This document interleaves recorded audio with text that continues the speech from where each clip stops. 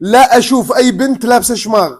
البنت اللي تطلع على السوشيال ميديا وحاطه شماغ على رقبتها او حاطته على خصره، ما ادري هو شماغ ابوه ولا اخوه، اللي اساسا ضيعوا ارثهم، تحاول تظهر لنا اصالتها العربيه من خلال لبس الاشماغ، وهي بالاساس ضايعه منا الستره العربيه والاسلاميه.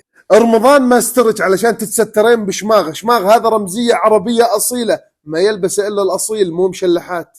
الشماغ العربي هو زينه الرجل العربي الاصيل، ما هو اللي بناته فلتات.